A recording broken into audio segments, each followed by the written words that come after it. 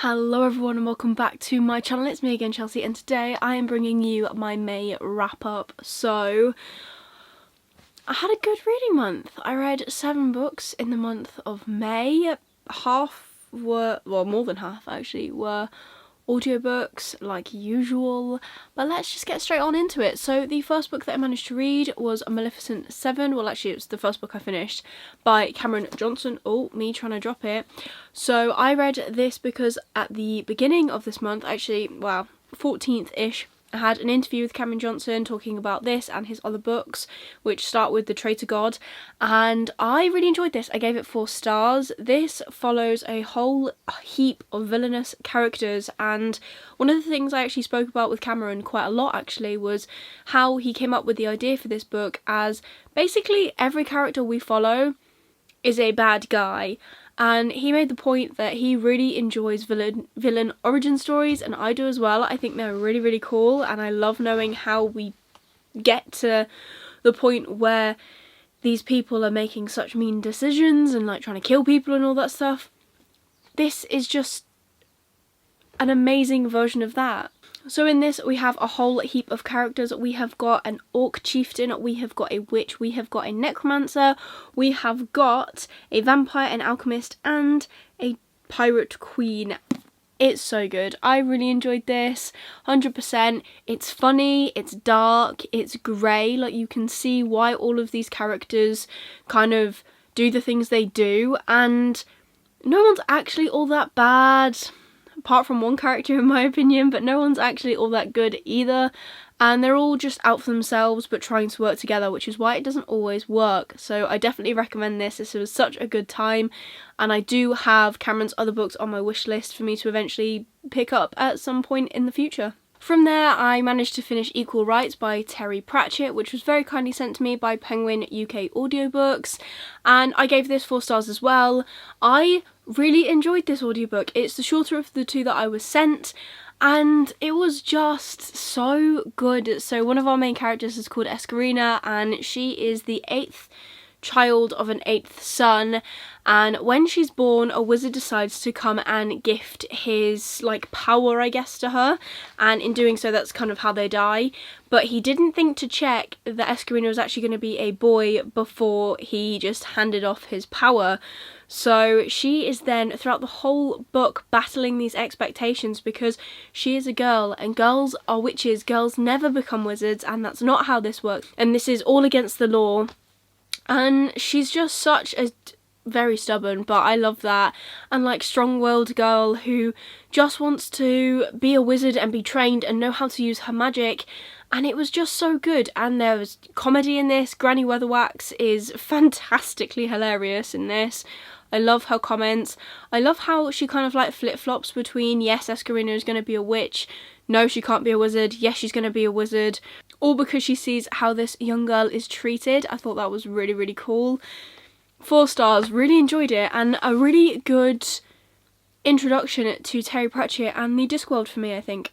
I also managed to finish The Coward by Stephen Orion, which I'll put photos up of books that I don't have to hand, which I was very kindly sent by the publisher, as in collaboration with the SFF Oasis, because they did kind of a competition that if you got your review into them before the 9th of May, I think it was, you were entered in to win a physical arc of The Warrior, which is the sequel, which I was very kindly sent, so I will be reading that in July, not in June, because it comes out in August. Got a couple of arcs to read in the month of July, so which is so cool in itself.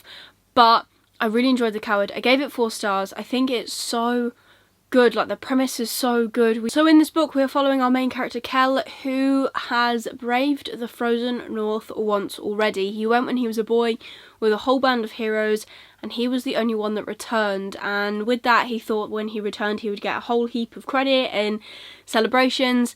It just didn't happen, and now 10 years later he is working on his farm. He is just meandering along, and then word comes from the king that he needs to go to the frozen north again, as there has been weird goings on and he is the only one that can go. It was so good. It's so, so good. I, again, found that Kel is neither good nor bad. I love me a morally grey character. I love me a quest. I really enjoyed this. I cannot wait to see where the warrior goes with this. I believe it's on more of a take of, it's another quest, but not because of the place, it's because of someone that he meets within this first book, and then they come back to claim a debt that he has already promised them. So I'm very excited. I think it's so cool, and I managed to actually get one of the special editions from the Broken Binding as well, which will be shipping in July. It's going to be stunning. Slight tangent, I didn't get the slipcase edition, which is very stunning. It was £100 or something.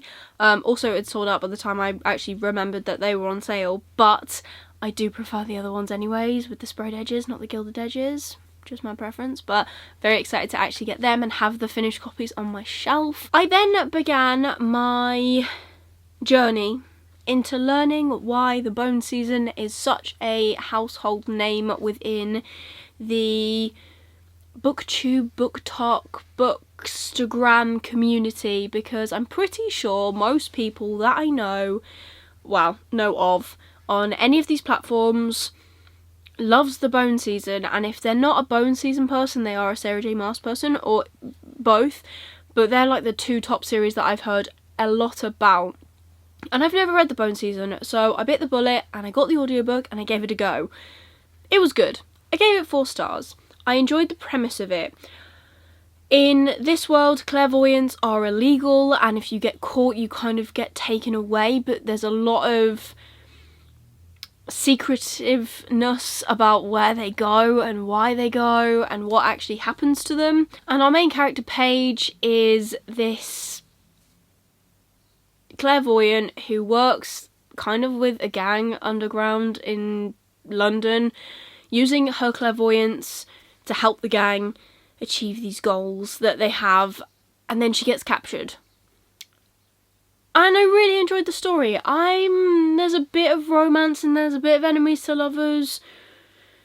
I wasn't sure on it, gotta be honest. Looking forward to seeing where it goes later on. Yes, I do plan to continue. I don't really 100% get the hype yet, but maybe that is because I'm on book 1. That is quite possible. I have got a long way to go to carry on with this series, but it was still a 4-star. It was a low 4-star for me, have to be said. But definitely one that I'm glad I tried, and I am looking forward to carrying on. I just don't know when I'm going to carry on with the series, because I also don't know where else it's gonna go. I know where it's gonna go, but I feel as though with the plot of what it had, it could have quite easily ended on book 1, and you could have left the ending to one of those endings where you can kind of get the idea of what happens and then you kind of run with it. You know, when books kind of leave off on those endings where you could run with your own ideas. Kind of feels like it could have done that. It hasn't. So I'm interested to see where the rest of it goes. There are many books in this series. I think there's already like 3 or 4. There's going to be more as well. Maybe I'll get the hype further in. I'll carry on at some point. From a book that I don't really understand the hype to a book that I feel as though doesn't get enough hype is this. Project Hail Mary. I listened to the audiobook. 5 freaking stars. This book is so good. It's funny, it's full of sci-fi, it's full of emotion. Absolutely loved it. This is what a 5-star needs to be for me, because it made me laugh. It shocked me. It made me quite sad at different points.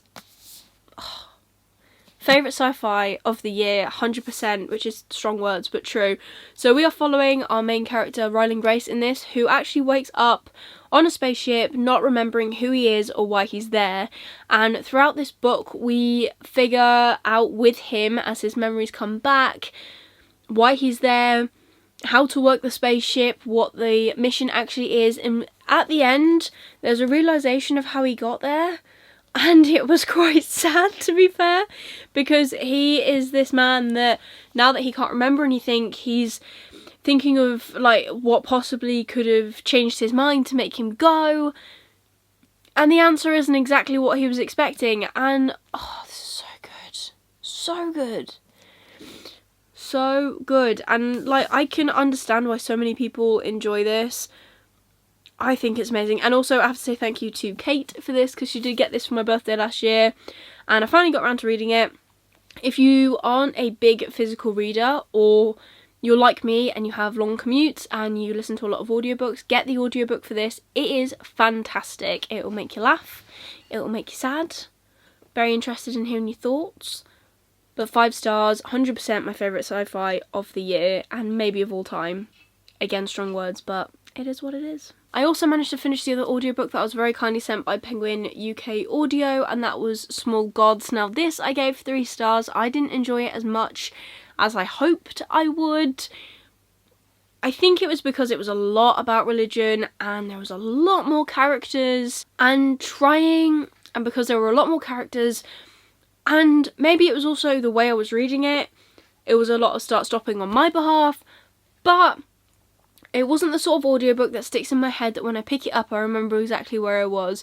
There was a lot of discussion about religion, funnily enough. There was a lot of arguments about it and philosophy, and although the points that they brought up were good ones and they were ones that I believe should be talked about, I wasn't at the point in my reading life where I wanted to read about them.